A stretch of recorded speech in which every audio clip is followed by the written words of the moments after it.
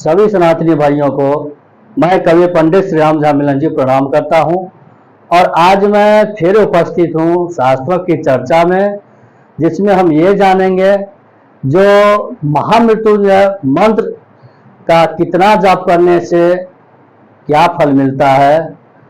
वैसे तो लोग हमेशा इसको जो है सो इमरजेंसी में ही इसको जप करवाते हैं।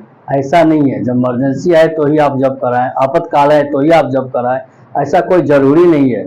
और शिव जी का प्रत्यक्ष दर्शन भी इससे अगर सही तरीके से किया जाए, सही हिसाब से किया जाए, तो शिव जी का दर्शन भी इससे प्रत्यक्ष होता है। तो चलिए आज हम जानते हैं जो महामृत्युंजय जप के कितना करने से क्या लाभ मिलता है।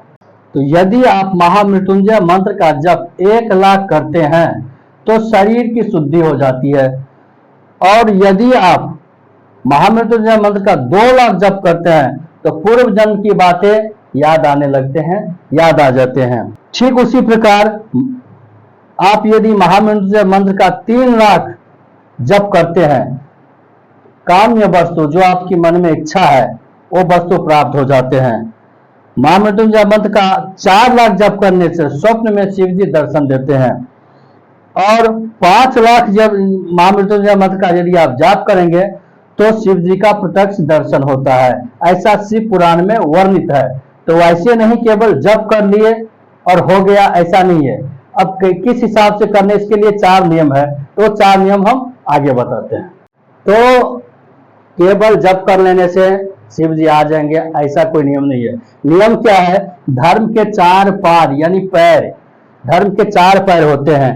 पहला सत्य, हमेशा सत्य वाणी बोलना होगा। दूसरा तप, तप बहुत कठिन होता है लेकिन तप करना होगा। और तीसरा दया, दया धर्म की मूल है, ये तो आप जानते हैं। और चौथा है पवित्रता।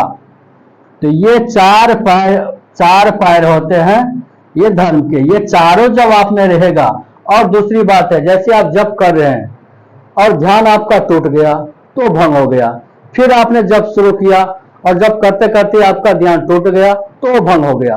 तो ऐसे नहीं, ध्यान जब कंटिन्यू ध्यान जब एक ही जगह रहेगा, केवल शिव जी पे रहेगा, केवल जप पे ही रहेगा और इधर उधर नहीं भटकेगा, तो ही जप का प्रभाव होता है।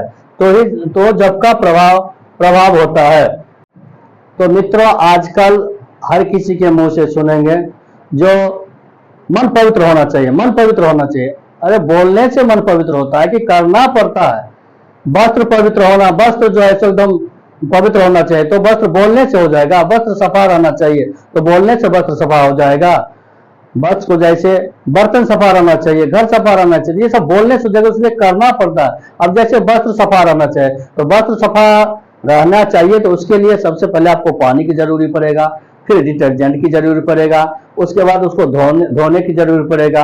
ये प्रक्रिया अपनाने के बाद ही वस्त्र जो है सो साफ रहता है, बोलने से नहीं होता है। अब जैसे मन बोलने से हो जाएगा, तो मन पवित्र रहना चाहिए, मन शुद्ध रहना चाहिए, ऐसे शुद्ध कैसे हो जाएगा? तो डिटर्जेंट से तो मन शुद्ध होगा नहीं। तो उसके लिए आपको मन को शुद्ध करने के लिए आपको पवित्रता रखना जरूरी है, सत्संग रखना जरूरी है, अच्छे विचारों का ग्रहण करना जरूरी है, अच्छे पुस्तकों को पढ़ना जरूरी है, अच्छे वाणी बोलना जरूरी है, अच्छे आचरण अपनाना जरूरी है, तो जाके मन शुद्ध होता है। केवल बोल दिया मन शुद्ध रहना चाहिए, तो ये कोई बात नहीं होता है। मन शुद्ध तभी रहेगा जब मन शुद्ध करने की प्रक्रिया आप अपनाएंगे। तो ये जानकारी हमने आपको दिए हैं। यदि आपको अच्छा लगता है और ये आप चाहते हैं नहीं ये जरूरी है, जानना जरूरी है, तो आप इसको लाइक जरूर करेंगे वीडियो को, और कम से कम शेयर कर दीजिए। शेयर करने से हमको संतुष्टि मिलता है, हमको ऐसा लगता है कि जो हमने जो वीडियो बनाया है शायद ये सही है, ये बनाना हमको चाहिए। और सनातनियों के पास पहुंचना चाहिए, उनको जानकारी होना चाहिए। तो सभी सनातनियों को मैं एक बार फिर से प्रणाम करता हूं।